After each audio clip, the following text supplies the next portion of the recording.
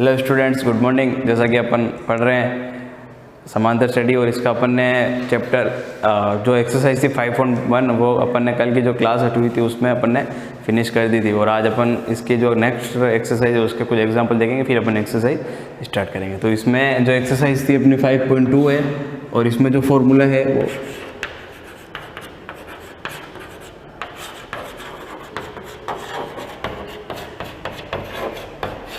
है ना, मतलब किसका फॉर्मूला है ये,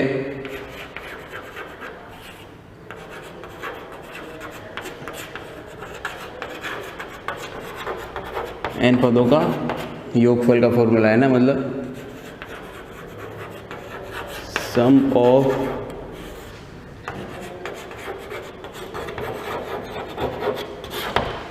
एन टर्म। ठीक है, तो इसके बेस पे अपन आज क्वेश्चन देखेंगे। देखो एग्जांपल एक है,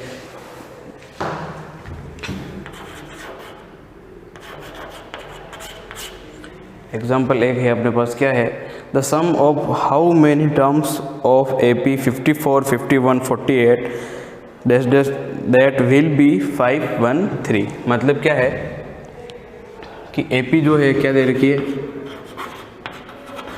54, 51, 48 दैट 513। मतलब क्वेश्चन क्या कहना चाह रहा है कि AP के जो योगफल के पद है ना, तो उसमें AP का योगफल दे रखा है 513, तो उसमें कितने पद अंदर होंगे, ये अपने को नंबर ऑफ टर्म अपने को निकालनी है। ठीक है, नंबर ऑफ सम दे रखा है योगफल। ठीक है, देखो क्वेश्चन क्या रहता है, सम ऑफ हाउ मेनी टर्म, है ना, मतलब इस AP के योगफल 513 में तक है और इसके बीच में कितने टर्म्स है वो अपने को निकालना है। ठीक है, तो देखो क्या हो जाएगा, अपने को क्या निकालना है, n निकालना है। क्या निकालना है, n। ठीक है, अब इसमें ये चीज़ Sn है। देखो क्या होगा, सॉल्यूशन 54, b कितना हो जाएगा 51 minus 54 is equal to minus का 3, n तो निकालना है। ठीक है, और Sn कितना है 513। अब क्या करना है, फॉर्मूला लगाना है और इक्वेशन को सोल्व करनी है। ठीक है, तो देखो फॉर्मूले में रखो सीधा सा, फॉर्मूला क्या है अपना, Sn equal to n/2 2a plus n minus 1 into d. तो जो अपने को जिसकी वैल्यू अपने पास है उसकी वैल्यू उसमें पुट करनी और क्वेश्चन को सॉल्व करना है। ठीक है, देखो Sn की वैल्यू अपने को दे रखा कितना है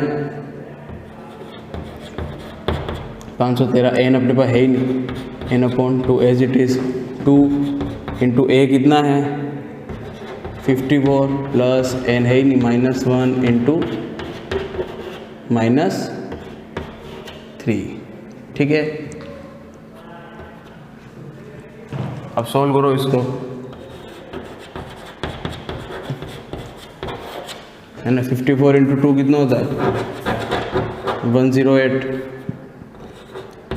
प्लस n -1 इंटू माइनस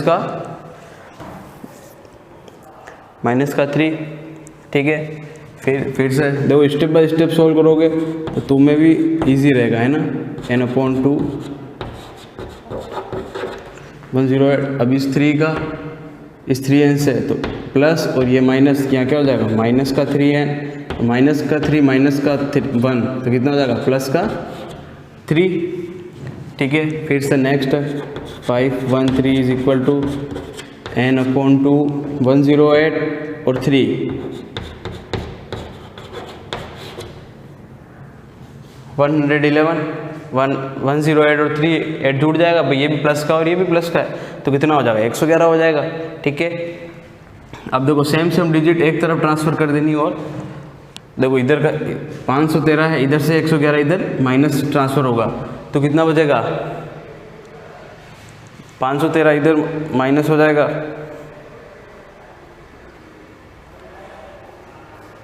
अगर बाय द वे ऐसा नहीं भी करें तो अपन क्या कर सकते हैं, ये जो 2 है ना, इसका क्रॉस मल्टीप्लाई कर दें मैं, तो 2 का अगर क्रॉस मल्टीप्लाई देखो 5 1 3 into 2 is equal to n 11 minus 3n, तो इसका मल्टीप्लाई कर दो 513 ही है।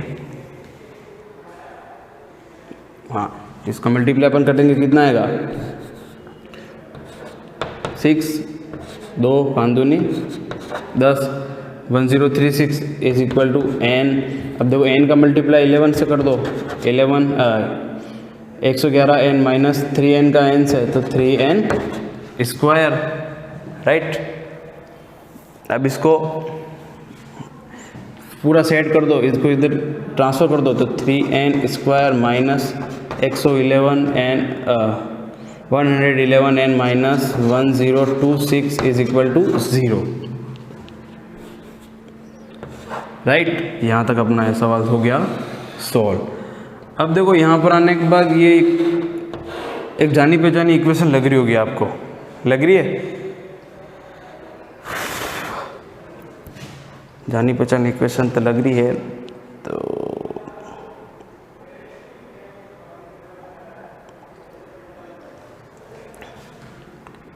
प्लस हो जाएगा, है ना। ये माइनस कॉमन लेंगे अपन, ये उधर माइनस का जाएगा तो प्लस बन जाएगा, ठीक है। तो देखो 3n square minus 111 n plus 1024 is equal to 0, ठीक है। अब देखो अपन इसमें से 3 कॉमन निकाल सकते हैं, कॉमन निकालने पर दोनों डिजिट में 3 का 3 दोनों डिजिट के और ये 3 से डिवाइड, दोनों डिजिट के और ये 3 से डिवाइड हो रही है ना। अगर 3 का 11 में डिवाइड करोगे तो भी जाएगा, और इसमें अपन डिवाइड करेंगे तो भी इसमें डिवाइडेशन जाएगा। तो 3 कॉमन निकाल दो, कितना बचा n स्क्वायर माइनस इसमें 2 3, कितना बचा 2 21 7 n प्लस इसमें 3 1 12 4 348 इज इक्वल टू 0।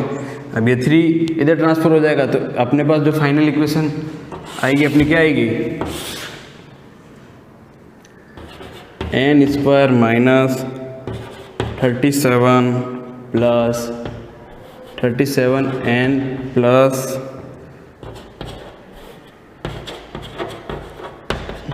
348। अब देखो ये जो इक्वेशन अपने पास आई है, ये अपने को थोड़ी जानी पहचानी इक्वेशन लग रही है, 9th में भी पढ़ा है, और इस क्लास में भी 3rd चैप्टर है बहुलक पॉलीमोलाइड, है ना, वो भी इस पे ही बेस्ड है पूरा, है ना। मतलब इसको क्या बोलते हैं अपन,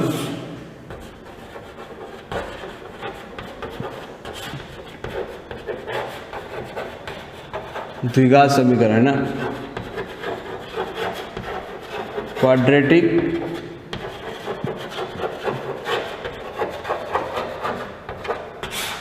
है ना। द्विघात समीकरण जो होता है वो किस फॉर्म में होता है, हम लोग को पता है, x square plus b y plus c is equal to 0, इस फॉर्म में होता है। जो अपना क्वाड्रेटिक इक्वेशन है जो इसी फॉर्म में होती है, अपने को पता है अच्छे से, ठीक है। तो ये जो है इसको अब अपने को इसको सोल्व करना है। तो अपने को पता है जो द्विघात समीकरण होते हैं उसको सोल्व करने के कई सारे मेथड है ना। ये डिस्प्लेसमेंट मेथड है, मतलब प्रतिस्थापन विधि, है ना। उसके बाद विलोपन विधि, सबट्रैक्ट मेथड है। उसके बाद नहीं, वो तो अलग है, वो नहीं। इसको सोल्व करने के श्रीधराचार्य मेथड है। उसके बाद गुणनखंड विधि, फैक्टराइजेशन, वो विधि, वो फॉर्मूला है। तो अपन इसको क्या करेंगे, फैक्टराइजेशन से सॉल्व करेंगे। गुणनखंड विधि पता है ना, गुणनखंड विधि क्या होती है, बी के ऐसे फैक्टर करने अपने को, बी के, है ना। तो उसका उन डिजिट का मल्टीप्लाई करने पर a इंटू सी आ जाए, है ना। a इंटू सी करने पर नहीं, मतलब इस फैक्टर के अपने को ऐसे टुकड़े करने हैं जो a इंटू सी हो, मतलब उसका उन दोनों डिजिट का मल्टीप्लाई करने पर a इंटू सी आना चाहिए, और जोड़ने या घटाने पर ये डिजिट आनी चाहिए। समझ गए?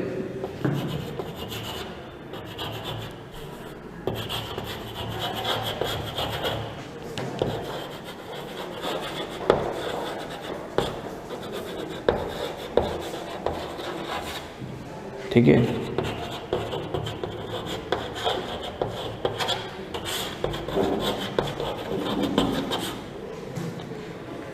ठीक है ना। देखो गुणनखंड विधि क्या होती है पता है, अपने पहले भी पढ़ा है और इस जो क्लास है अपन उसमें भी इसको पढ़ेंगे। ठीक है ना। तो अपने को पता है जो द्विघात समीकरण होता है वो इस फॉर्म में होता है। तो अपने को b के ऐसे टुकड़े करने हैं, b के ऐसे टुकड़े करने, गुणा करने पर a इंटू सी आ जाए, है ना। मतलब इसकी अपने को ऐसे फैक्टर करने 37 के, तो मल्टीप्लाई करने पर 340x n स्क्वायर आ जाए, और जोड़ने या घटाने पर कितना आ जाए 37 आ जाए। तो ऐसे फैक्टर सोचो क्या होंगे,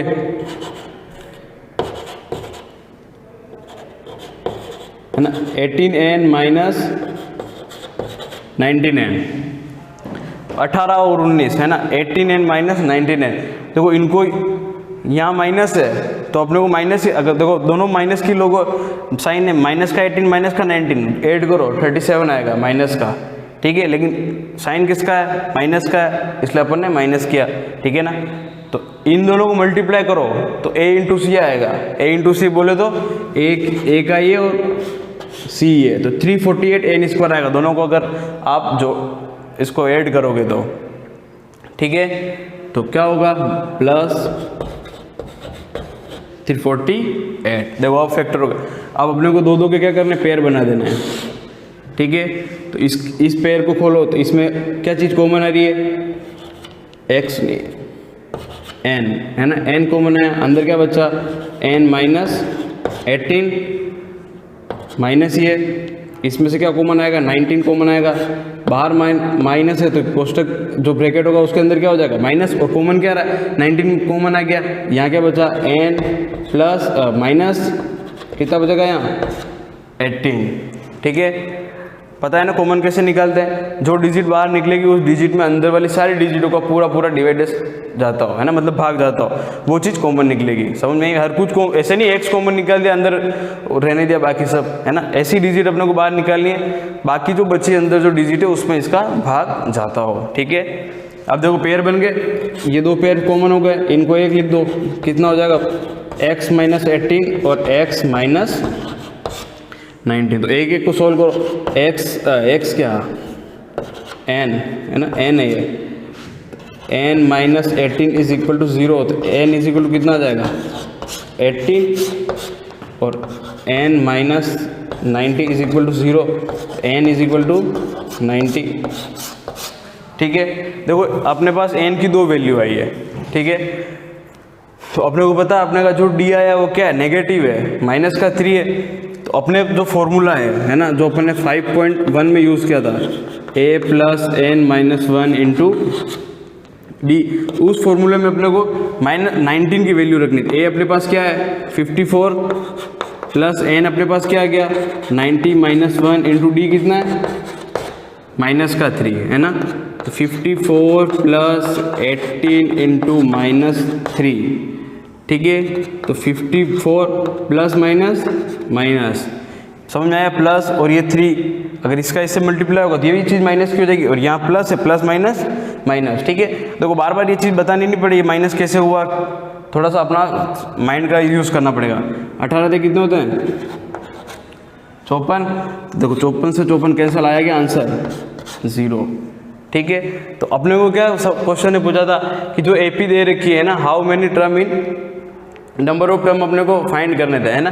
मतलब अगर बाय द सवाल में इस डिजिट के आगे कभी भी क्वेश्चन मार्क लगा हुआ है तो समझ लेना वो एसएन दे रखा है। समझ में आई बात, एसएन है या फिर एएन है, मतलब अपने को उसमें फाइंड निकालना क्या है, एन ही निकालना हमेशा। ये कॉमन सेंस लगाने की बात है, ज़्यादा सोचना नहीं है। अगर सवाल समझ में नहीं भी आता है तो भी क्या करना है, इस डिजिट के आगे यदि क्वेश्चन मार्क क्वेश्चन में लगा हुआ है तो अपने को निकालना क्या, एन ही निकालना है किसी भी कंडीशन में। ठीक है, एस एन हमेशा। ठीक है, तो मैं बता रहा था अपने दिमाग में एक ही चीज़ बैठा के रखनी कि एपी पूरी दे रखी और एपी की जो एन या एस एन जो भी दे रखा वॉट एवर है ना, उसके आगे ये क्वेश्चन देखो, अगर एन दे रखा होगा तो क्वेश्चन मार्क नहीं लगा रहता है ना, देख लेना क्वेश्चन में। अगर और एस एन या ए एन जो भी दे रखा है तो हमेशा उसके आगे क्वेश्चन मार्क दे रखा होगा, है ना। मतलब सवाल क्या पूछना चाहता है कि एपी के अंदर ये तो लास्ट पद हो गया, इसके बीच में कितने पद अपने को और आ रहे हैं, तो वो पद निकालना मतलब एन निकालना है, नंबर निकालना है, मतलब नंबर ऑफ टर्म निकालनी, ठीक है। या अगर पूछ लेगा ये टर्म दे रखी है ओवरऑल निकालो, तो ओवरऑल निकाल देंगे एस एन है या ए एन है, जो भी। समझ में आई बात। तो देखो एक क्वेश्चन तो ये हो गया है, थोड़ा टफ तो कुछ नहीं है, लेकिन थोड़ा सा ये अपने जो विधि है ना, मेथड है, फैक्टराइजेशन या गुणनखंड जो भी कहते हैं, अगर क्लियर नहीं आता है तो इस सवाल तक ही इसको लिमिट में रहने देना, है ना। इसका पूरा चैप्टर है, या तो 9 में थोड़ा सा पढ़ा था, अभी पूरा डिस्क्राइब से 10th क्लास में है ये, और श्रीधर आचार्य फॉर्म मेथड है, सब है, तो वो पढ़ना है ना। अभी ऐसा नहीं करना समझ में ही नहीं आया क्या होगा कैसे होगा, सीधा सा ध्यान रखना है कि जो बी है उसके ऐसे फैक्टर करने की, गुणा करने पर a इंटू सी आ जाए, और जोड़ने या घटाने पर फिर से b आ जाए, ठीक है। यही चीज़ ध्यान में रखनी है, समझ में आई बात। तो ये तो क्वेश्चन हो गया अपना सोल्व। अब देखो जो अपनी जो एक्सरसाइज है मेन 5.2, ठीक है, उसके जो क्वेश्चन है, उसका जो क्वेश्चन है जो फर्स्ट, उसका क्वेश्चन तुम देखो, क्वेश्चन नंबर फर्स्ट जो है find the sum of following AP, sum निकालना है, मतलब एन पदों को योगफल निकालना है, सब चीज दे रखी है, ए दे रखा है, डी दे रखा है, एन दे रखा है, एस एन अपने को निकालना है। फॉर्मूला लगेगा S N is equal to N upon two 2a plus N minus 1 into D. A दे रखा है, एन दे रखा है, डी दे रखा है, ठीक है। तो कैलकुलेशन करनी है, जोड़ भागी गुणा भाग नॉर्मली आता ही है ना। वो जिसको नहीं आता उसका कुछ इलाज ही नहीं है, ठीक है। जिसको जोड़ भाग की गुणा भाग नहीं आती है वो तो पढ़ाई छोड़नी ही पड़ेगी अब तो। और सेकंड क्वेश्चन जो है तुम्हारा, उसमें क्या find the sum of following. देखो इसमें 3, 11, 19 डैश 83 803, तो इसमें अपने को n निकालना है, ठीक है। n निकालना है तो n या तो a प्लस इस फॉर्मूले से n निकालो और फिर उसको सोल्व करो, ठीक है। देखो इस फॉर्मूले से n निकालोगे तो a n दे रखा है, a दे रखा है, d दे रखा है, तो उससे n निकल जाएगा। फिर क्या करोगे, n जो आएगा उसको उस फॉर्मूले में रखना है, a तो है ही है, d भी है ही है, n उस फॉर्मूले में रखना है, ठीक है। तो उस हिसाब से वो क्वेश्चन सोल्व हो जाएंगे। तो 2 क्वेश्चन सोल्व करो, 2 में 3 है तो 3 और 3 6 हो जाएंगे। एक एग्जाम्पल और था पर टाइम अपने पास है नहीं, तो अपन उसको नेक्स्ट क्लास में अटेंड करेंगे। Thank you.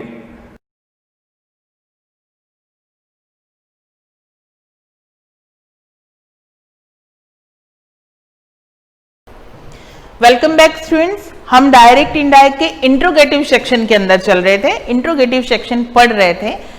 इंट्रोगेटिव सेक्शन में हमने देखा था कि इंट्रोगेटिव सेंटेंसेस को 2 टाइप्स में डिवाइड किया गया है। फर्स्ट हेल्पिंग वर्ब से स्टार्ट होने वाले, सेकंड WH वर्ड से स्टार्ट होने वाले। हेल्पिंग वर्ब से स्टार्ट होने वाले सेंटेंसेस के कुछ एग्जांपल्स हमने लास्ट वीडियो में देखे थे, जिसमें हमने ये देखा था कि कंजक्शन दैट यूज नहीं होता है, दैट की जगह हम इफ या वेदर को यूज करते हैं। देन इंट्रोगेटिव के सेंटेंसेस को जब हम इनडायरेक्ट में चेंज करते हैं तो उसको सिंपल सेंटेंस में चेंज कर देते हैं। थर्ड हमने देखा था कि सेड टू को हम अब तक टोल्ड में चेंज करते आ रहे थे, अब हम सेड टू को चेंज कर रहे हैं आस्क्ड में। एक और वर्ड उसके था साथ में इंक्वायर्ड ऑफ, लेकिन क्योंकि ये काफी टिपिकल सा वर्ड है, आस्क्ड हमें इजी लगता है तो हम उसी के साथ सेंटेंसेस बना रहे थे। आज हम उसी को कंटिन्यू कर रहे हैं, उसी चीज को आगे की तरफ एग्जाम्पल्स के थ्रू समझ रहे हैं कि कैसे हेल्पिंग वर्ब और कौन कौन से डू डज या डिड नॉट हो तो डू नॉट डज नॉट हो तो हम कैसे कैसे चेंज करते जाएंगे, वही सारी चीजें हम कंटिन्यू कर रहे थे। तो हम फिर से एग्जाम्पल्स देख लेते हैं यहाँ पर।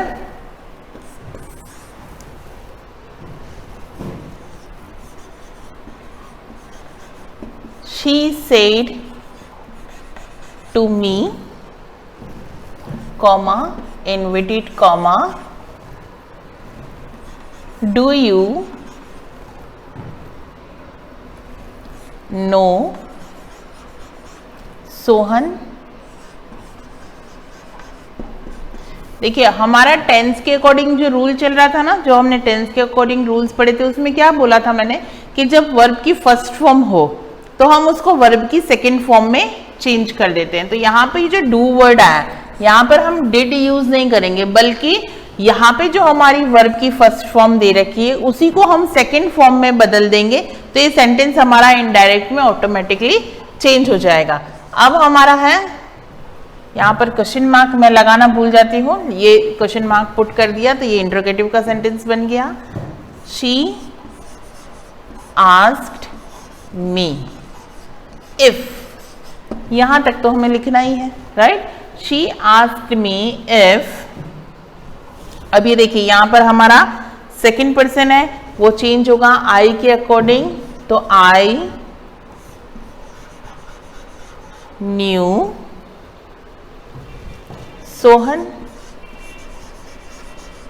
और ये हमारा फुल स्टॉप। अब हमें डू जो था हमने उसको ऑटोमेटिकली सेकंड फॉर्म में यूज कर दिया, इसलिए हमें डू को कहीं पे भी मेंशन करने की जरूरत नहीं पड़ी। एक और हम देख लेते हैं,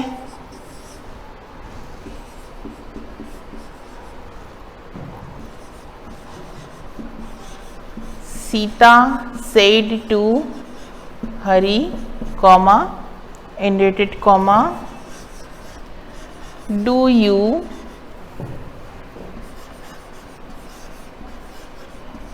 understand English,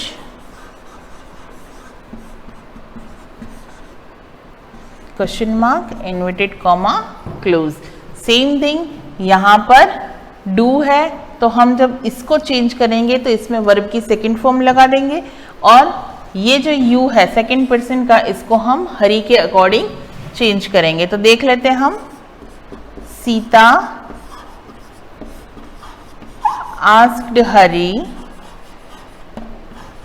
if he understand की सेकेंड फॉर्म क्या आ गई, अंडरस्टूड, अंडरस्टूड इंग्लिश, और ये हमारा बन गया सिंपल सेंटेंस, राइट। अब हम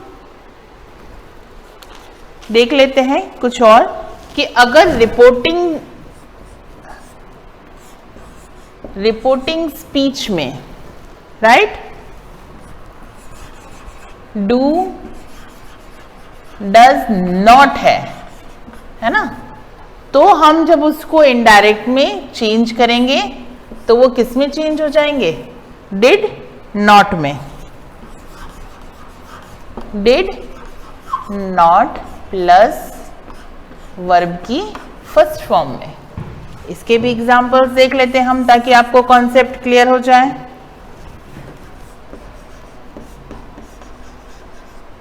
father said to me comma inverted comma do you not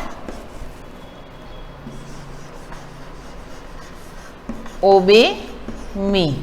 अब देखिए खाली डू था ना, तब तक हम वर्ब में की सेकेंड फॉर्म लगा रहे थे, लेकिन अब डू के साथ नॉट भी है, तो हमें प्रॉपर चेंज चाहिएगा, तो हम डू नॉट को डिड नॉट में चेंज करेंगे। अब क्या बनेगा sentence, father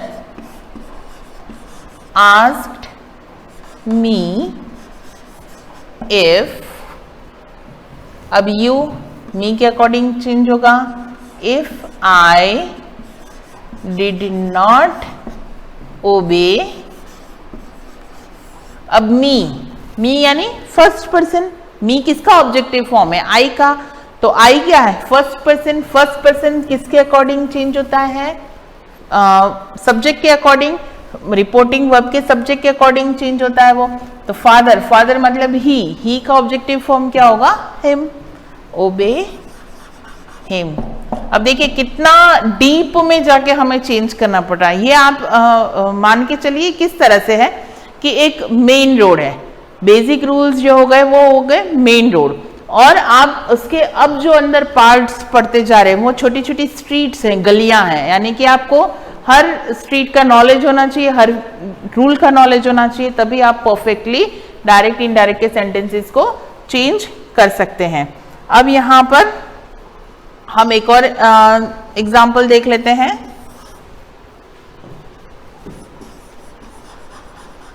Ramesh said to his father, to his friend, comma, inverted comma, don't you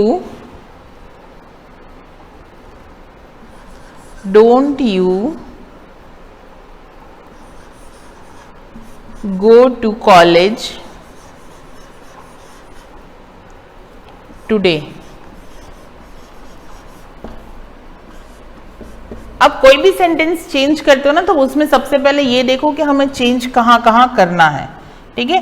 पहले उसका टाइप देखो कि टाइप क्या है, ये इंट्रोगेटिव है और हेल्पिंग वर्ब से स्टार्ट हो रहा है, तो हमें स्टार्टिंग इसकी कैसे कर देनी है, रमेश आस्क्ड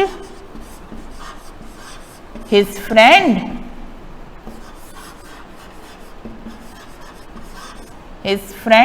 इफ, ये हमारा यहां तक तो चेंज हो गया। अब यू है, यू हिज फ्रेंड पे जा रहा है, तो हम क्या चेंज करेंगे, ही। डोंट है तो हम यह यूज करेंगे didn't, right. Didn't, he didn't go to college,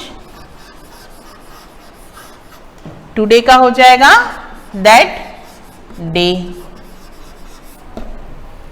और ये लग जाएगा फुल स्टॉप, और ये हमारा हुआ सिंपल सेंटेंस, राइट। अब हम आगे देखते हैं। अब अगर रिपोर्टिंग स्पीच में डिड दे रखा हो, भाई आप डू या डज नॉट था तो आप डिड नॉट में चेंज कर रहे थे, लेकिन अगर वर्ड ही डिड दे रखा है तो आप उसको चेंज करेंगे हैड प्लस वर्ब की थर्ड फॉर्म, जो हम ऑलरेडी टेंस के रूल्स में पढ़ चुके हैं, राइट। अब हम इसका भी एग्जाम्पल देख लेते हैं।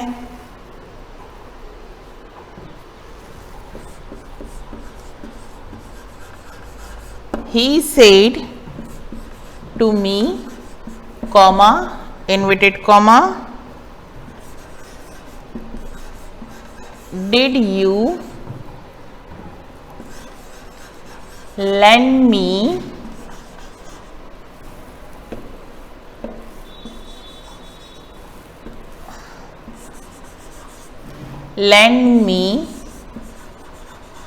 your money, question mark, inverted comma, close. अब ये कैसे चेंज होगा, ही आस्क्ड मी इफ। अब हमने क्या कहा था कि डिड है तो वर्ब की थर्ड फॉर्म लगानी है, यू है, यू किसके अकॉर्डिंग चेंज होगा, मी के अकॉर्डिंग, तो यहां पर हो जाएगा आई। इफ आई हैड, लैंड की थर्ड फॉर्म होगी land.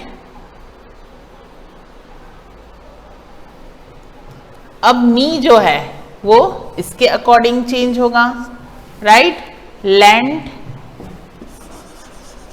Him my money. Clear, ये थोड़ा सा टिपिकल सेंटेंस है, आपको समझने में भी दिक्कत हो रही होगी, लेकिन जैसे जैसे आप इनको बार बार रीड करोगे, इस तरह के सेंटेंसेस को बार बार आप प्रैक्टिस करोगे, तो आपको ये सारी चीजें बहुत अच्छे से समझ में आने लग जाएगी। इसका हम एक और एग्जाम्पल देख लेते हैं। She said to me, comma, inverted comma, did you not call me, question mark, inverted comma, close।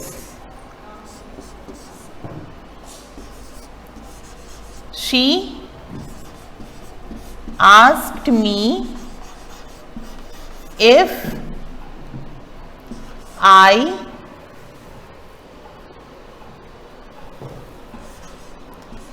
had not called her। अब ये हर क्यों आया, क्योंकि यहाँ पर हमारा ये जो मी है ये फर्स्ट पर्सन है, शी के अकॉर्डिंग चेंज होता है, शी का ऑब्जेक्टिव फॉर्म हर होता है, तो यहाँ पर हमने हर यूज़ किया। तो आप देखते जा रहे हैं कि जैसे जैसे रूल्स आगे बढ़ते जा रहे हैं, थोड़े से टिपिकल होते जा रहे हैं। तो यहाँ पर हमने आज काफ़ी कुछ सेंटेंसेस जो थे वो देखे कि किस तरह से हमने चेंज किया। तो आगे हम नेक्स्ट वीडियो में इसके कुछ नेक्स्ट बेसिक रूल्स के साथ मैं प्रेजेंट होंगी। तब तक आप इन सेंटेंसेस की प्रैक्टिस करते रहें और आप और ज़्यादा इन रूल्स को जैसे जैसे पढ़ेंगे आप डीपली इनको समझते जाएंगे। Thank you.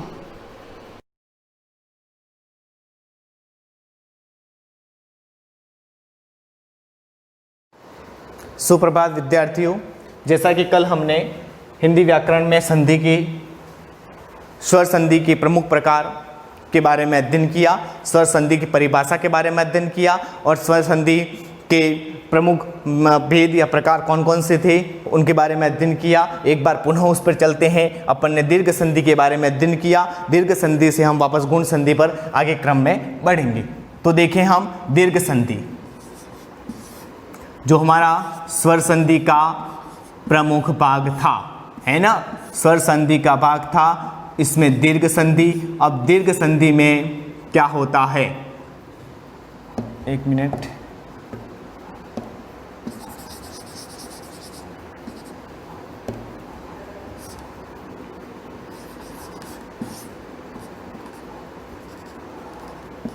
दीर्घ संधि है ना।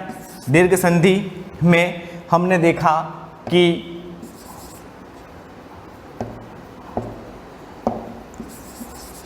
दीर्घ संधि में हमने देखा कि अ आ के बाद क्या था, अ आ के बाद अ आ आए तो क्या बना था, आ बना था, विद्याधन आलय। ठीक है, विद्यालय शब्द देख लेते हैं, विद्यालय। ठीक है, ई या ई के बाद क्या आया था, ई और ई, तो हमारा क्या बना था, बड़ी ई बना। ठीक है, इसके बाद ऊ और ऊ के बाद ऊ या ऊ आते हैं तो बड़े ऊ में परिवर्तन हुआ। अब इन तीनों के बारे में अपन अध्ययन किया। तो यहाँ पर रमादन इस, गणदन इस, गणेश। ठीक है, ये तो था आपने सॉरी उसमें, तो यहाँ पर क्या था अपना दीर्घ संधि में, कविदन इंद्र, हरिदन ईस, रजनीदन इस प्रकार के उ, भूधन ऊर्जा, बुर्जा, इस प्रकार के जो शब्दों का अध्ययन यहाँ पर हुआ था। ठीक है, तो यहाँ पर संधि दीर्घ में अ आ के बाद अ आए तो वही स्वर आए तो उससे दीर्घ हो जाता है, ये हमने अध्ययन किया था। अब गुण संधि में क्या होगा, अब गुण संधि की बात करें हम, है ना, गुण संधि की बात करते हैं। तो गुण संधि में क्या होता है, दीर्घ के बाद आगे गुण संधि, है ना। गुण संधि में क्या होता है, हमें या तो सीधा भी ध्यान रखना है, ए ओ और अर, ए ओ अर का प्रयोग होता है। अब ए ओ कहाँ होगा, अ आ के बाद, अ आ के बाद ई ई आए तो क्या हो जाएगा, ए। अ आ के बाद उ और उ आए तो क्या होगा, ओ। और अ और आ के बाद री आता है तो हो जाता है अर। इन तीनों नियम पर आधारित है हमारी गुण संधि। ठीक है, अब गुण संधि पर देख लेते हैं क्या है गुण संधि। ठीक है, आगे बढ़ते हैं अपन। ठीक है,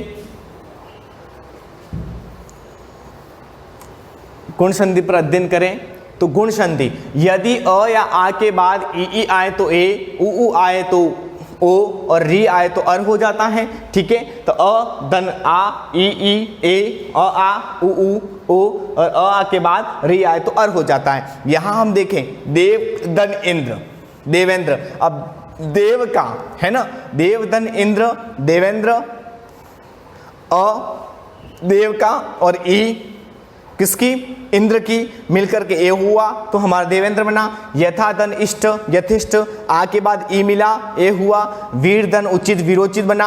अ के बाद उ हुआ तो ओ हुआ। महादन उत्सव, महोत्सव, आ के बाद उ हुआ तो ओ हुआ। महादन ऋषि, महर्षि, आ के बाद री आया तो अर हुआ। और सप्तदन ऋषि, सप्त ऋषि, और अ के बाद क्या होगा, सप्त का अ और री का ऋषि, इस प्रकार अर हो गया। तो यहाँ पर गुण संधि में है ना, हमने देखा कि ए ओ अर था, ठीक है। देखे जैसे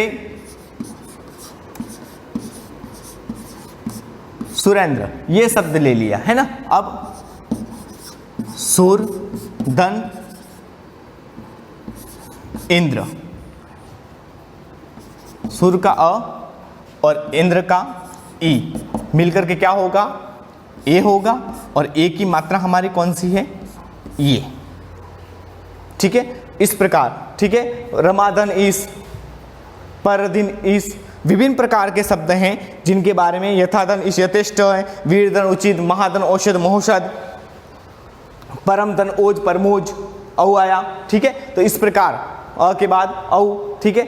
इस प्रकार भी यहाँ पर ए ओ अर वाले में आएगा, परमोज सॉरी उसमें आएगा ए ओ अर के ओ अ के बाद ओ औ आए तो औ हो जाता है, वो आदि संधि वाले है ना, सॉरी वृद्धि संधि में एक एक परमोज वो उसमें आएगा वृद्धि संधि में। यहाँ दीर्घ संधि की बात कर रहे थे अपन, दीर्घ संधि में वापस पुनः दीर्घ संधि गुण संधि में लौटते हैं। देवदन इंद्र का देवेंद्र, वीरदन उचित, महादन ऋषि, महर्षि, सप्तदन ऋषि, इस प्रकार के उदाहरणों से और भी हमें आगे देखना है कौन कौन से हैं। आगे बढ़ते हैं अपन वृद्धि संधि में। वृद्धि संधि में क्या होता है, वृद्धि संधि की बात करें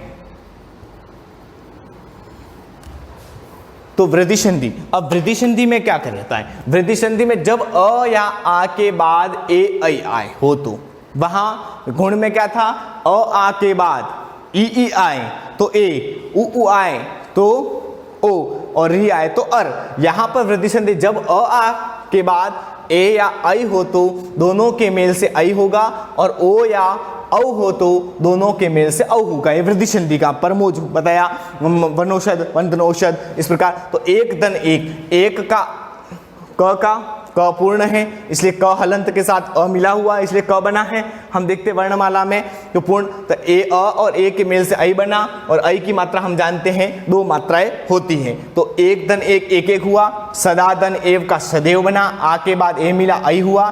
स्वदन ऐच्छिक, स्वैच्छिक बना, अ के बाद ऐ हुआ, ऐ हुआ। परम दन ओज, परमोज बना, अ के बाद अ हुआ, औ हुआ। महादन औषध, महोषध हुआ। आ और औ के साथ औ हुआ। इस प्रकार वृद्धि संधि में हमने देखा कि क्या हुआ, वृद्धि संधि में हमने देखा कि अ आ के बाद है ना, अ आ के बाद ए आई आए तो आई, ओ औ आए तो औ होता है। तो यहां पर एक दन एक एक, सदा दन एव है ना, सदा दन एव।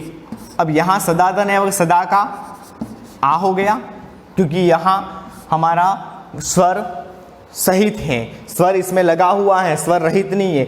आ धन ए के बाद अ के बाद ए ऐ आए तो क्या हो जाएगा, ऐ, ठीक है। तो ऐ की मात्रा कौन सी हो गई, ये वाली। सदातन एव का सदैव, आदन ए और ऐ, और सदातन एव सदैव, इस प्रकार शब्द बनेगा। एक दन एक का एक एक हुआ। वन दन औषध, यहां ले लें, वन दन औषध। अब वन धन औषध को वन का अ और औ, यदि अ के बाद ओ आए तो औ, वनौषध,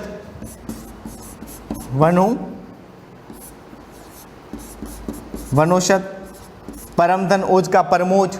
इस प्रकार हमारा ये गुण संधि और वृद्धि संधि भी यहाँ पर समाप्त होता है। कल हम इससे आगे यण संधि और अयादि संधि के साथ स्वर संधि के प्रमुख प्रकारों को समाप्त कर देंगे। धन्यवाद।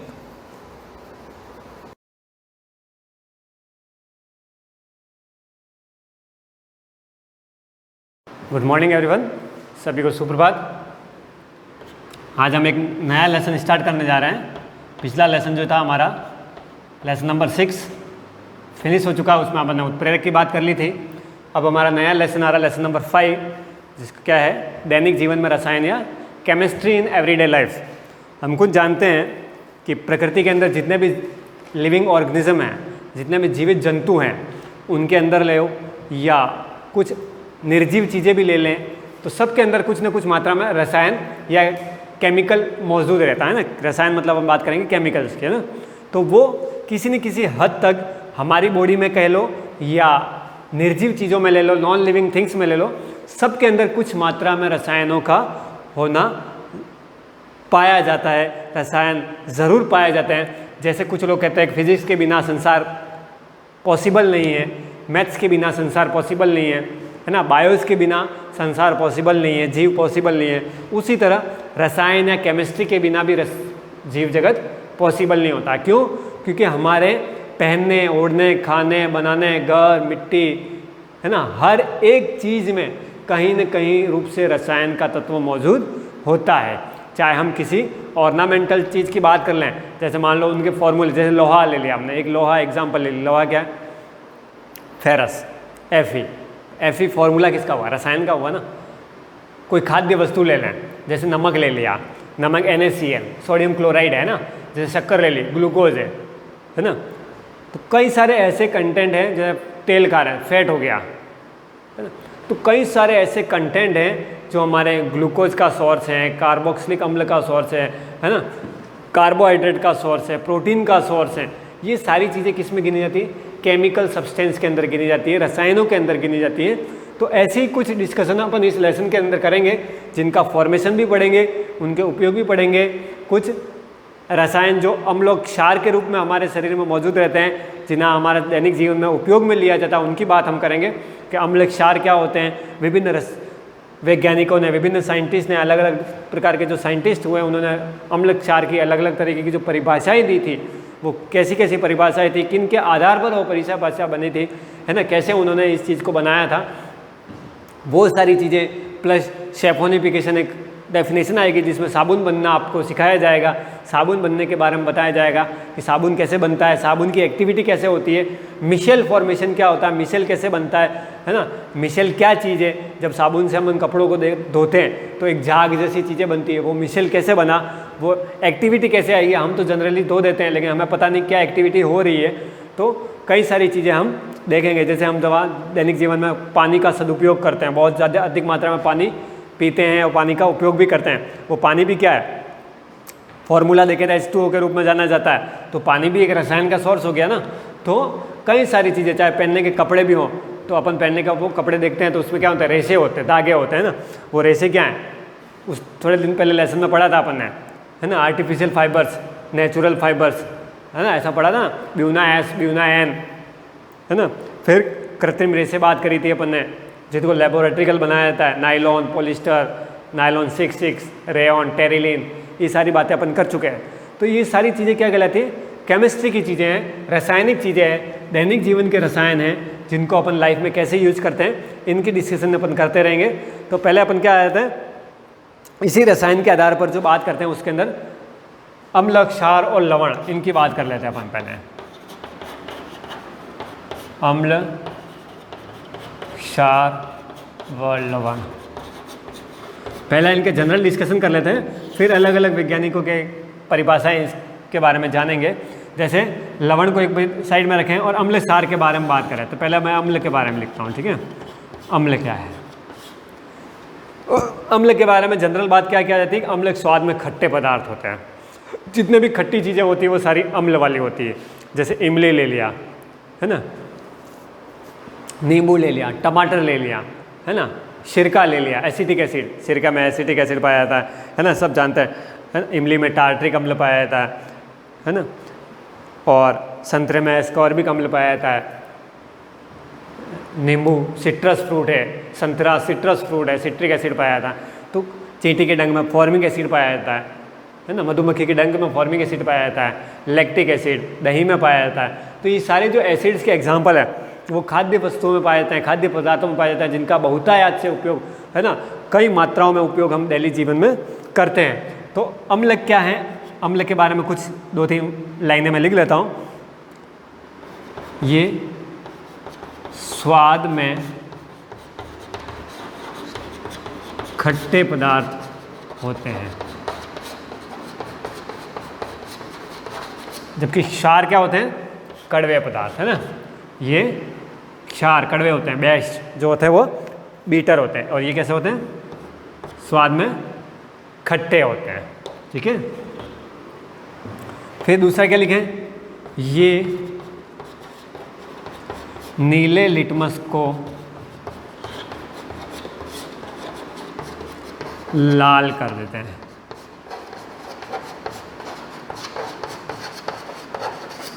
ठीक है, acid convert blue litmus to red. ठीक है, it is taste in sour, ये खट्टे होते हैं, खट्टे means sorry.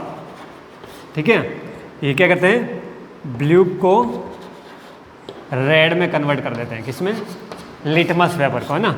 It is convert blue litmus paper two red. ठीक है, फिर क्या है, ये स्वाद में खट्टे होते हैं, नीले लिटमस को रात कर, इसकी पीएच वैल्यू 7 से कम होती है।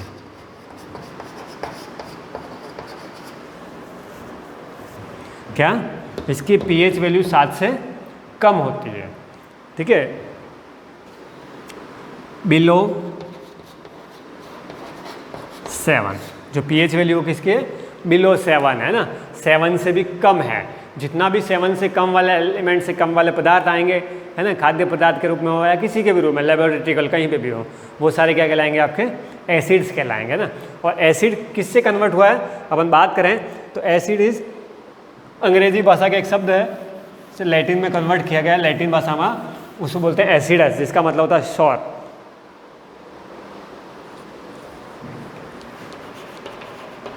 Acid derived from acidus, acidus that means sour. ठीक है, एसिड जो है वो लैटिन भाषा के शब्द एसिडस से लिया गया है, जिसका मतलब होता है खट्टा। ठीक है, इसका हिंदी रूपांतरण क्या हो गया, एसिड जो है वो लैटिन भाषा के शब्द एसिडस से लिया गया है, जिसका मतलब होता है खट्टा, लैटिन वर्ड। ठीक है, Latin word acidus that means sour. फिर ये मैंने आपको बता दिया एसिड के बारे में। इसके एग्जाम्पल की बात करें अपन, एग्जाम्पल में एसिड में ले लेता हूँ, जैसे मैं H2SO4, HCl, HNO3, H2CO3, CH3COOH। ठीक है, ये सारे क्या हैं, सल्फ्यूरिक अम्ल, हाइड्रोक्लोरिक अम्ल, नाइट्रिक अम्ल, कार्बोनिक अम्ल, एसिटिक अम्ल, ये सारे क्या हैं, अम्लों के एग्जाम्पल हो गए, एसिड्स के एग्जाम्पल हो गए। इनके फॉर्मूले हैं, आप पहले नाम मैंने आपको पहले बता दिए हैं, नाम मैंने आपको लिखवा दिया है। ये सल्फ्यूरिक अम्ल है, इसका मतलब क्या हो गया, ये अम्लों का राजा है, तेजाब है। ये हाइड्रोक्लोरिक अम्ल है, नमक का तेजाब है। ये HNO3 है, नाइट्रिक अम्ल है। ये कार्बोनिक अम्ल है, वो एसिटिक अम्ल है ना, सिरका। फिर अपन बात करते हैं क्षार की। ठीक है, इसका उल्टा क्षार में लिखेंगे अपन, डिफ्रेंशिएट करके भी लिख सकते हैं आप, ऐसे ऐसे। ठीक है, इधर एसिड लिख दिया, अम्ल, इधर क्षार लिख दिया, बेस, ऐसे करके भी आप लिख सकते हो। ठीक है, आप एसिड तो लिख चुके हैं, क्षार की बात कर रहा हूँ। ये स्वाद में कड़वे पदार्थ होते हैं।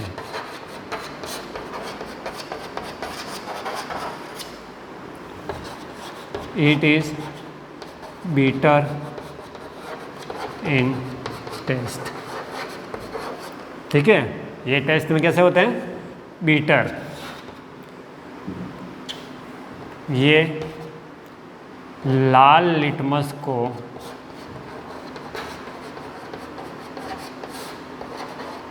नीला कर देते हैं।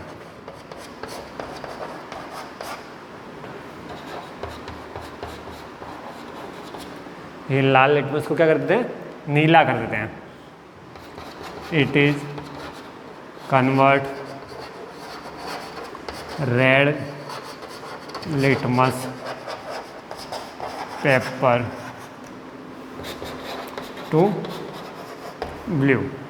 ठीक है, ये क्या करते हैं? लाल लिटमस को नीला कर रहे हैं। लिटमस मीन्स लिटमस पेपर है ना। लिटमस पेपर को क्या करते थे? रेड से ब्लू कर देते हैं, और एसिड क्या करते थे? ब्लू से रेड कर देते थे। थर्ड क्या हो गया? इनका पीएच वैल्यू अबोव 7 होता है। अबोव 7 मीन्स 7 से ज़्यादा। इसका पीएच वैल्यू क्या होता है? 7 से ज़्यादा होता है। उनका क्या होता है? 7 से कम होता था। तो जितने भी 7 से ऊपर वाले पदार्थ है वो क्या कहलाएंगे? क्षार कहलाएंगे ना। इनके उदाहरण देख लेते हैं अपन। इसके एग्जाम्पल मैं इधर लिख रहा हूँ।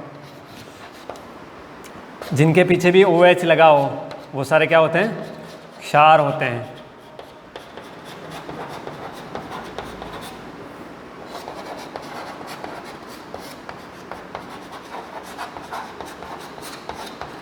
ठीक है, KOH potassium, K means potassium, OH means hydroxide. मतलब जिसके पीछे भी OH लगा हुआ उसको अपन प्रोनाउंस क्या करेंगे? हाइड्रोक्साइड। जैसे K के पीछे OH लगा दिया, K मीन्स क्या? Potassium, potassium hydroxide. Na के पीछे OH लगा दिया, Na क्या है? Sodium, sodium hydroxide. अब सबके पीछे नहीं लगा देना, यूँ नहीं कुछ भी दिखे पीछे लगा दिया, सबके पीछे नहीं लगाया। जैसे COH कर दिया, COH कुछ नहीं होता है, C कार्बन है, OH कार्बन हाइड्रोक्साइड, ऐसा नहीं होता। जो मुख्यतः मेटेलिक चीज़ें होती हैं उनके आगे लगाया जाता है। तो सबके आगे नहीं है। जिस चीज़ के अभी बताया जा रहा है आपको फॉर्मूले वो याद रखना है। KOH, NaOH sodium hydroxide, NH4OH ammonium hydroxide, ये अमोनिया, ये हाइड्रोक्साइड। CaOH का होल ट्वाइस, इसको क्या बोलते हैं? CaOH whole twice, 2 means twice, OH दोनों के साथ है तो OH का होल ट्वाइस, और Ca मतलब कैल्शियम, तो ये होगा कैल्शियम हाइड्रोक्साइड। इसको क्या बोलते हैं? चूने का दूधिया पानी।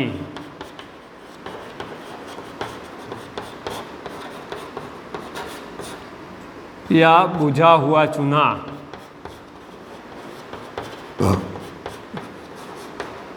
ऐसे क्या बोला जाता है? Calcium hydroxide. Calcium hydroxide, CaOH का होल ट्वाइस, चूने का दूधिया पानी या बुझा हुआ चूना। इसकी भी अभिक्रिया देखेंगे अपन। बुझा हुआ चूना कैसे बनता है? जब चूना मार्केट से लेके आते हैं तो कैल्शियम ऑक्साइड होता है ना, वो होता है आपके क्विक लाइम। उस समय जब उसको लाते हैं तो अपन क्या करते हैं? उसकी अभिक्रिया करने के लिए उसको पानी में डालते हैं, तो उसके साथ बुलबुलों के साथ उसकी गैस निकलती है, तो वो ऊष्माक्षेपीय अभिक्रिया बनती है, वहाँ एक्सोथर्मिक रिएक्शन बनती है। उससे क्या होता? ताप बाहर निकलता है, हीट बाहर निकलती है। फिर क्या करते हैं? उसको अपन दीवार पे पोत देते हैं, तो घुला हुआ जो चूना पोता जाता है दीवार पे, उसका फॉर्मूला ये होता है ना, तो वो बुझा हुआ चूना। फिर ये है MgOH का होल ट्वाइस, MgOH का होल ट्वाइस। ठीक है, इसको बोलते हैं मैग्नीशियम हाइड्रोक्साइड। Mg मतलब मैग्नीशियम, मैग्नीशियम हाइड्रोक्साइड। और ये क्या चीज़ है आपके? इसको बोलते हैं milk of magnesia, milk of magnesia. कई बार आपके एग्जाम में फॉर्मूला पूछा गया, मिल्क ऑफ मैग्नीशिया का सूत्र लिखिए, तो MgOH का होल ट्वाइस मैग्नीशियम हाइड्रोक्साइड। ये क्या है आपके? मिल्क ऑफ मैग्नीशिया का फॉर्मूला है जो आपके एग्जाम में पूछा जाता है। ये क्या है? कैल्शियम हाइड्रोक्साइड है, जो आपका स्लैक्ड लाइम या बुझा हुआ चूना है। तो कई सारे जो आपको फॉर्मूले यहाँ लिखे हुए हैं, एक तो बेस के एग्जाम्पल और एक एसिड के एग्जाम्पल। एग्जाम्पल के तौर पे आपको इनको देखना है, प्लस इनके डिफ्रेंशिएट कि इनके डिफरेंस क्या क्या हैं। तो एक को याद कर लेना, दूसरा उसका अपोजिट कर लेना। ये खट्टा है तो ये कड़वा है, ये नीले को ब्लू करता है तो ये लाल को नीला करता है। इसका pH वैल्यू बिलो 7 है, इसका अबव 7 है, तो डिफ्रेंशिएट जो है वो एक के लर्न करने आपको दूसरे के उसके अपोजिट बना लेना है, ठीक है ना। तो ये क्या हो गया आपके एसिड और बेस के डिफ्रेंशिएट और इनके एग्जाम्पल, इनको एक बार याद कर लेंगे, फिर अपन जो जो अलग अलग साइंटिस्ट हैं उनके अकॉर्डिंग अपन देखेंगे इनकी डेफिनेशन। तो अगली जब भी अपनी क्लास होती है इनकी डेफिनेशन प्लस आगे का जो भी लेसन है अपन उसमें पढ़ेंगे। तब तक के लिए good bye.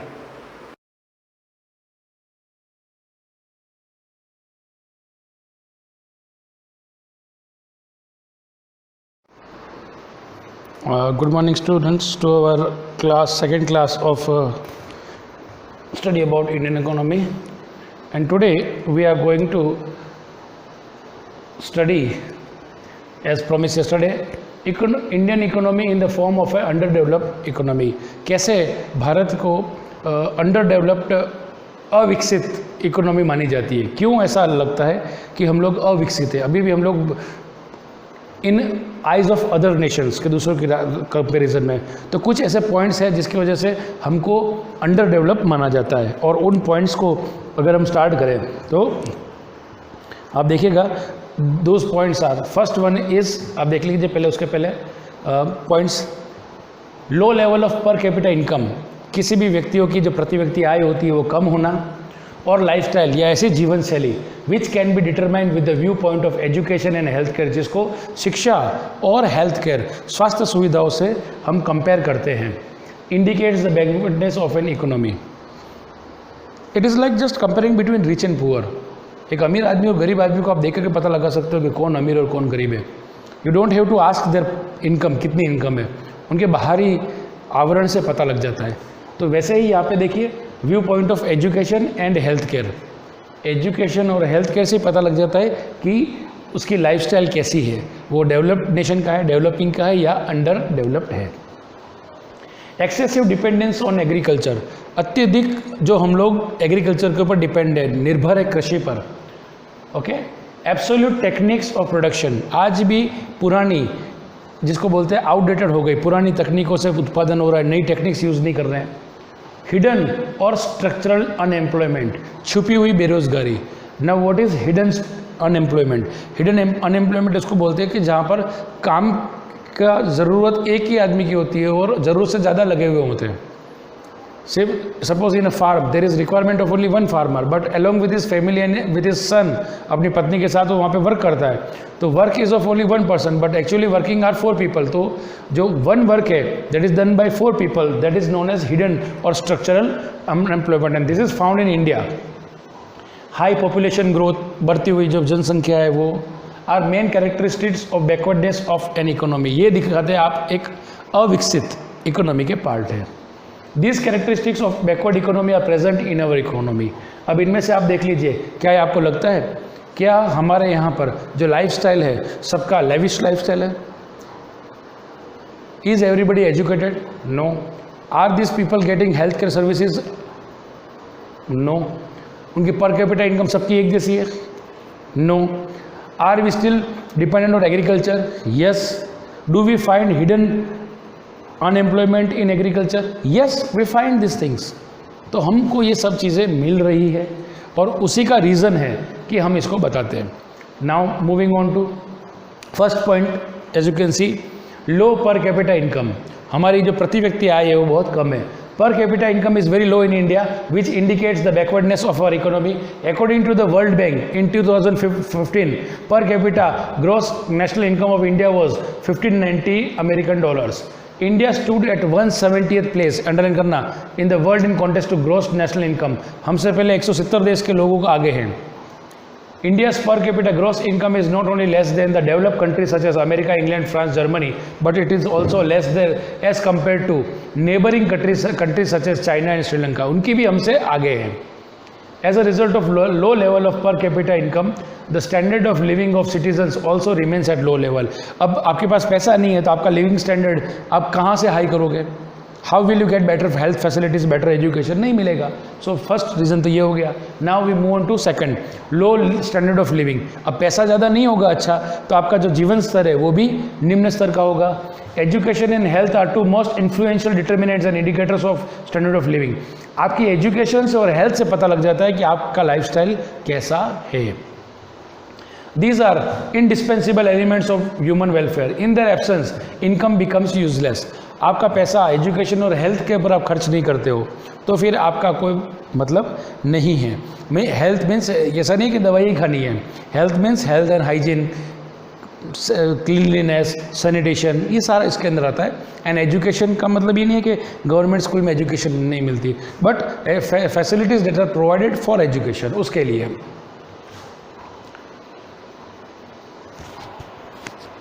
When the citizens have capability of gaining knowledge and live a healthy life, कि हम ज्ञान अर्जित करें और एक स्वस्थ जीवन जीवे, only then they are able to use their income properly. तभी वो अपनी इनकम प्रॉपरली यूज़ कर सकते हैं. Level of education in India is very low. जानते हो आप, शिक्षा का स्तर बहुत गिरा हुआ है, नीचा है. Is reflected by low literacy rate in country. जो देख सकते हो साक्षरता दर, लिटरेसी रेट जो है वो बहुत वेरी लो है. According to 2011 census, literacy rate in India was 74.04%. Approximately 1/4 of the let me change the page.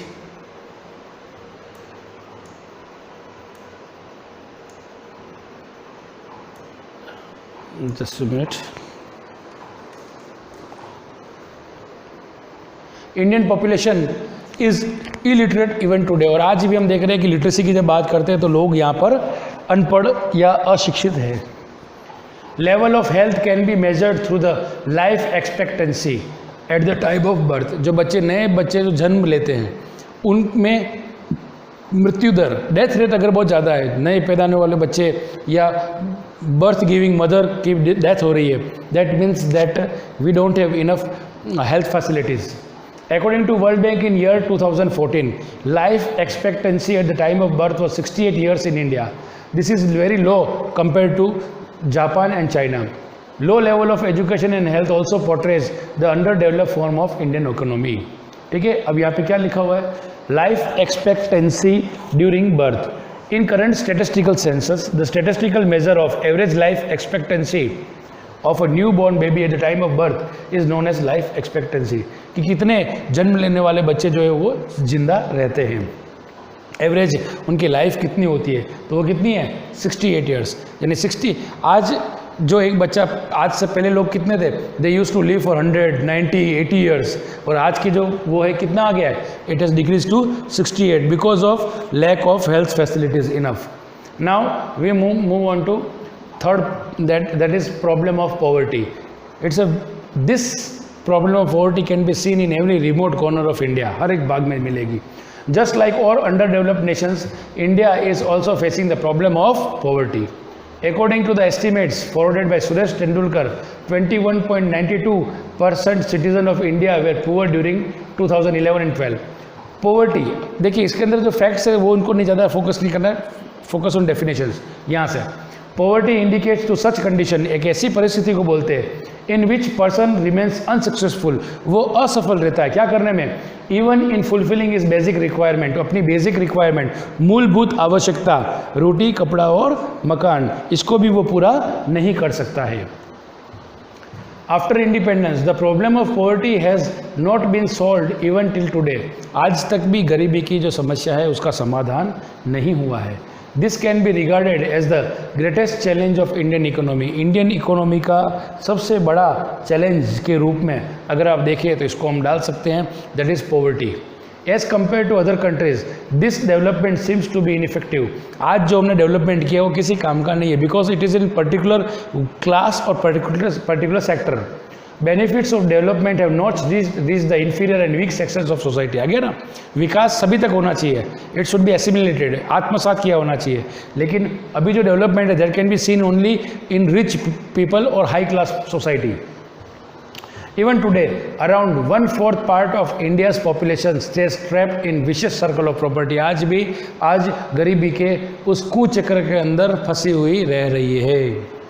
Due to the presence of problem of poverty, और जो पॉवर्टी की जो प्रॉब्लम है ना, उसकी जो उपस्थिति है, तो क्या होता है, no nation can come out from the condition of backwardness, कोई भी राष्ट्र पिछड़ेपन से बाहर नहीं आ जाता। इसीलिए because of the presence of poverty our economy is surely an under developed economy. Now we move on to our next, that is dependence on agriculture. हम लोग जो है, हमारी economy, Indian economy, that is very much dependent, बहुत ज़्यादा dependent है। किस पे डिपेंडेंट है? That is dependent on agriculture. हम लोग कृषि पे बहुत ज़्यादा निर्भर हैं। As economy develops, its dependence on agriculture continues to decline. जैसे जैसे कोई भी इकोनॉमी डेवलप होगी ना, तो उसका एग्रीकल्चर के ऊपर डिपेंडेंस कम हो जाता है। And dependence on industry and service sector continues to increase. तो इंक्रीज कहाँ होता है? सेकेंडरी और टेरिटरी सेक्टर में। फर्स्ट जो सेक्टर होता है उसके अंदर जो डिपेंडेंस होता है कम हो जाता है। At the time of independence around 72% of India's population was dependent on agriculture. कितनी थी? 72% जो पॉपुलेशन थी इंडिया की, वो किस पे डिपेंडेंट थी? एग्रीकल्चर पे। Even today, around 49% of India's workforce is engaged in agriculture and allied activities.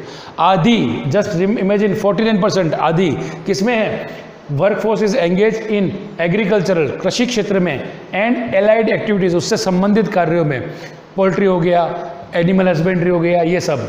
Although workforce is migrated from agriculture sector to non agriculture sectors, workforce जो श्रम जो है वो चेंज हुआ है, yet this rate has been slow. आप देखिए यहाँ 72 से 49 there has been shifting, but जितना होना चाहिए होता उतना नहीं होना चाहिए। Excessive dependence on agriculture is an indicator of under developed form of Indian economy. और बहुत ज़्यादा जो हमारी निर्भरता होती है एग्रीकल्चर सेक्टर के ऊपर, तो हम इसको इंडिकेशन माना जाता है अंडर डेवलप्ड इकोनॉमी का। So again revise these 4 points, and in the next class we will discuss the remaining 4 points that are considered why Indian economy is considered as underdeveloped economy. Okay, till then revise these points and goodbye.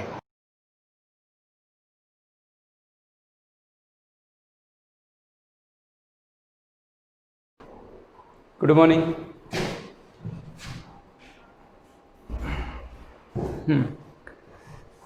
आज हम पढ़ेंगे तुगलक शासन काल। खुसरो शाह जो अंतिम खिलजी शासक था, जिसकी हत्या कर कर गयासुद्दीन तुगलक 1320 में शासक बना, सुल्तान बना और तुगलक वंश की स्थापना की। तुगलक वंश 1320 से 1414, ये नोट कर लेना, या इस किताब में देखो, जो जब ये वीडियो देखो तब अपने पास में किताब रखना है। तो क्या है कि जैसे मैं बता रहा हूँ तो उसमें जो मुख्य है अंडरलाइन करते रहना है, जो भी कुछ अदर है वो उसी किताब में लिख देना पेंसिल से, ठीक है।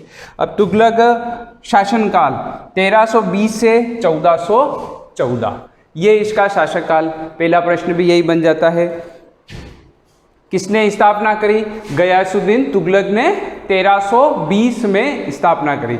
स्थापना करते ही सबसे पहले इसने प्रांतीय जो शासक थे उनका दमन करना शुरू कर दिया। मतलब प्रांतीय शासक ने, जो दिल्ली का सुल्तान चेंज होते ही सभी प्रांतीय शासक ने विद्रोह कर दिया, तो उन विद्रोह को दबाने के लिए सबसे पहले इसने तेलंगाना के राजा रुद्रदेव के खिलाफ उसने अपने पुत्र जूना खा, अंडरलाइन करेंगे, अपने पुत्र जूना खा को वारगल भेजा। सबसे पहला अभियान उसने शासक बनते ही। उसके बाद उड़ीसा, जाजनगर उड़ीसा में सैन्य अभियान किया था, उसमें भी उगलू खां, कोष्टक में जूना खां दे रखा है, मतलब उगलू खां वही है, जूना खां उसका पुत्र है, उगलू खां भी उसको कहा जाता है, ठीक है।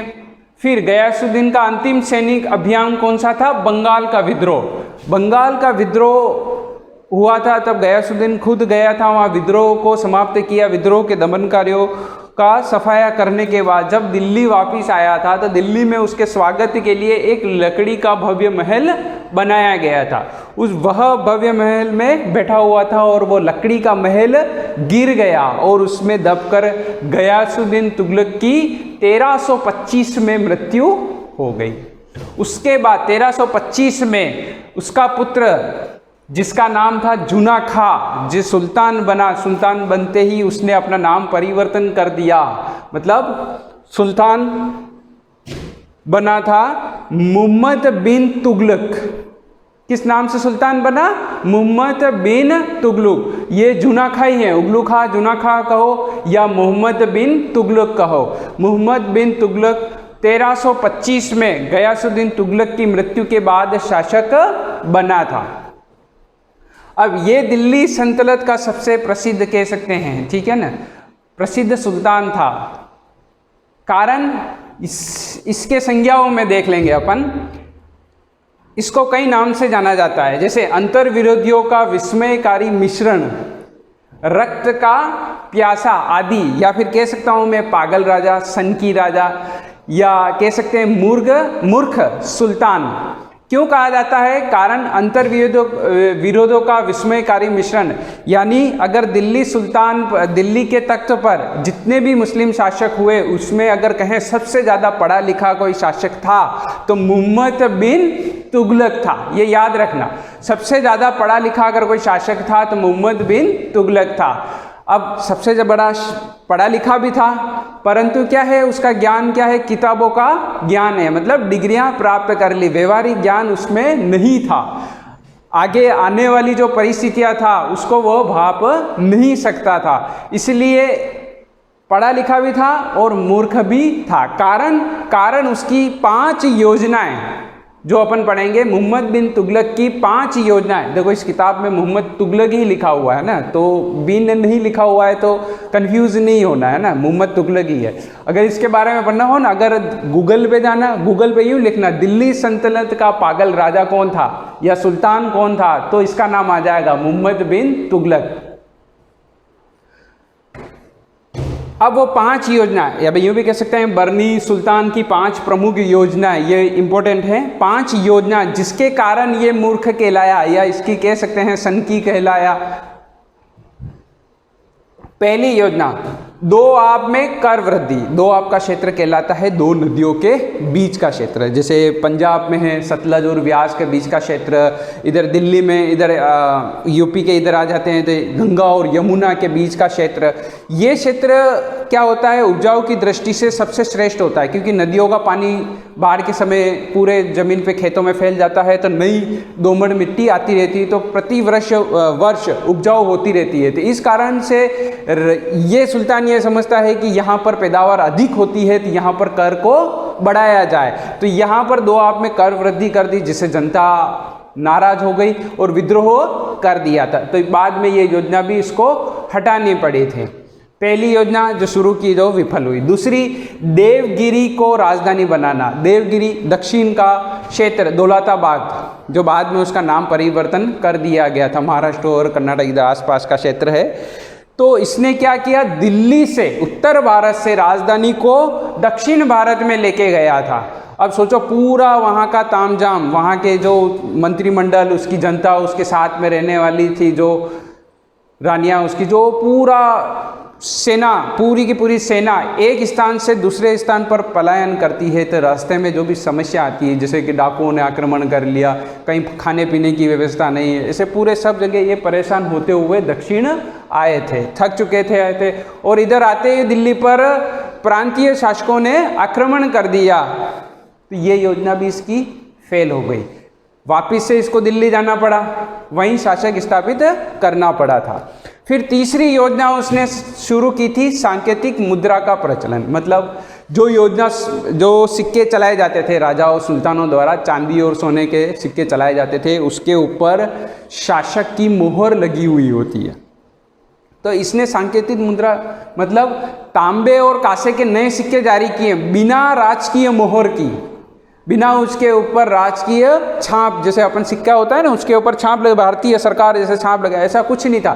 खाली तांबे और सिक्के के गोल एक सिक्के की तरह था जिसके ऊपर कुछ भी नहीं लिखा हुआ था। तो जनता ने क्या किया, लोगों ने क्या किया, अपने घर पे ही वो सिक्के बनाने शुरू कर दिए।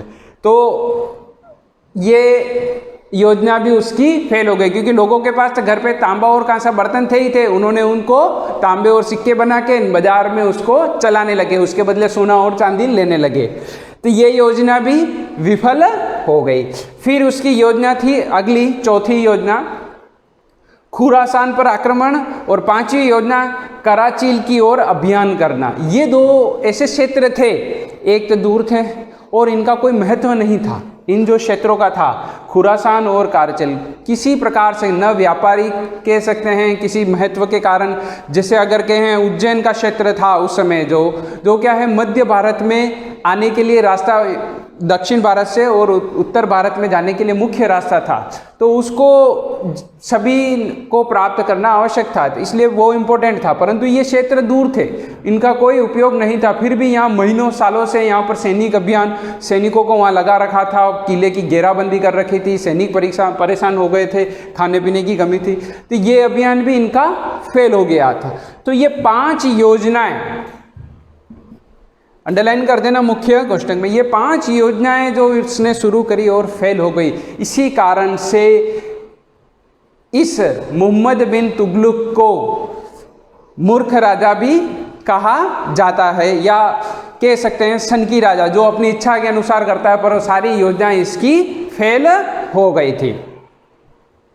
फिर 1333 में, इसी काल में, ये वाला वही है जो मैंने समझा दिया है चैप्टर में, बाकी ये यहाँ तक अंडरलाइन कर देना।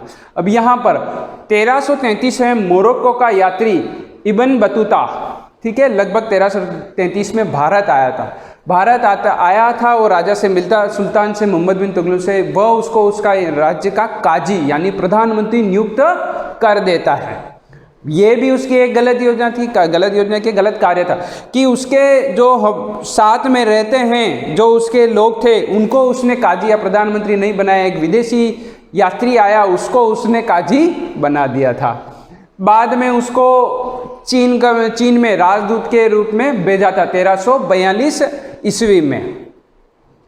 1351 में इसकी मृत्यु हो गई। 1325 से लगाकर 1351 ईस्वी तक इसने शासक किया, बहुत सारी योजनाएं बनाई, वो सारी योजनाएं इसकी क्या हो गई थी, फेल। इसलिए इसको सबसे ज़्यादा पढ़ा लिखा शासक भी कहा जाता है और सबसे बड़ा मूर्ख सुल्तान भी कहा जाता है। अब 1351 ईस्वी में इसकी मृत्यु हो जाती है। उसके बाद उसका चाचा मतलब गयासुद्दीन तुगलक का भाई फिरोज शाह तुगलक सुल्तान बना। इसने सबसे पहले शासक करने के बाद 2 सैन्य विद्रोह का दमन करने की कोशिश करी पर असफल रहा था। उसके बाद उसने एक इम्पोर्टेंट है, ये अंडरलाइन करेंगे कि जो सैनिक थे पहले योग्यता के अनुसार सेना में भर्ती किए जाते थे, परंतु इसने वह बंद करके, अंडरलाइन कर देंगे यहाँ पर, फिरोज शाह ने सरकारी एवं सेना की नौकरी के वंशानुगत बना दिया गया। उसी योग्यता की जांच करने की प्रणाली को त्याग दिया। वंशानुगत मतलब कोई सैनिक है वो मर गया, उसका पुत्र उसकी जगह सैनिक रहेगा। कोई भी सेना में हो या सैन्य दूसरे मंत्री पद पे भी हो या किसी भी कार्य में हो, सरकारी नौकरी में हो, कुल मिला के राजा की सेवा में हो, तो उसके मरने के बाद उसके पुत्र को ही राजा बना दिया जाता था। फिर इसने अपने पुत्र फतह खां को अपना उत्तराधिकारी नियुक्त कर दिया था, जीवित रहते ही, ठीक है ना, उसने नियुक्त कर दिया था कि मेरे बाद यही राजा बनेगा, और उसके नाम के सिक्के भी उसने जारी करवाए थे। फिरोज ने भवन निर्माण कला को अत्यधिक महत्व दिया। हिसार, फिरोजाबाद, जौनपुर आदि नगर इसने बसाए। ये अंडरलाइन करना है। हिसार जो हरियाणा के क्षेत्र में आता है, फिरोजाबाद, जौनपुर यूपी में, ये आदि नगर इसने ही बसाए हैं। टोपरा और मेरठ, यहाँ अंडरलाइन करेंगे, टोपरा और मेरठ, जहाँ पर अशोक के जो स्तंभ थे उनको वो दिल्ली में लेके आया था और वहाँ पर इनको विद्वानों से पढ़ाने की कोशिश करी कि ये क्या लिखा हुआ है, पर वो नहीं पढ़ पाए। अब फिरोज शाह तुगलक की अगर कहें सबसे बड़ी उपलब्धि क्या है, प्रश्न में आ जाता है कि फिरोज शाह तुगलक की सबसे बड़ी उपलब्धि है, यहाँ अंडरलाइन करेंगे, हांसी और सिरसा में पानी की कमी को दूर करने के लिए नहरों का निर्माण करवाया। अगर कहें किसी सुल्तान ने सबसे पहले नहरों का, दिल्ली सुल्तान पे, मुस्लिम में अगर किसी ने नहरों का निर्माण करवाया तो फिरोज शाह तुगलक ने कराया। हांसी और सिरसा में पानी की कमी दूर करने के लिए नहरों का खुदवाई। एक नहर सतलज नदी से दीपालपुर तथा दूसरी यमुना नदी से सिरमौर के पास खुदवाई गई थी। उपज वृद्धि करने के व तथा अकाल को निपटने हेतु ठोस नीति भी अपनाई थी। ठीक है, इसके बाद उसने बाद में जितने 24 प्रकार के कुछ कर थे वो सारे कर हटा दिए, केवल 4 कर उसने रखे थे जो अंडरलाइन करेंगे, खराज, जकात, खम्स और जजिया। दासों की संख्या में वृद्धि थी, 1,80,000 हुई थी। दीवाने बगदान के नाम से दासों के नाम से नया विभाग भी खोला गया था। उसके बाद फिरोज शाह ने दिल्ली में खरबूजों तथा अंगूरों की खेती का प्रोत्साहन किया और अनेक बाग बनवाए थे दिल्ली में। 1338 में फिरोज शाह की मृत्यु 1388 में फिरोज शाह की मृत्यु हो गई। तुगलक वंश का अंतिम शासक था नसीरुद्दीन मोहम्मद। अंतिम शासक कौन था? नसीरुद्दीन मोहम्मद। 1398 में भारत पर तैमूरलंग का आक्रमण हुआ था। तुर्क के थे ये भी एक आक्रमण करता थे, तैमूरलंग, ठीक है ना, याद रखना। 1398 में दिल्ली सल्तनत पर तैमूरलंग का आक्रमण हुआ और वहाँ बहुत सारी लूटपाट की थी, ठीक है। अब आगे है सैयद वंश, जो हम अगली क्लास में पढ़ेंगे।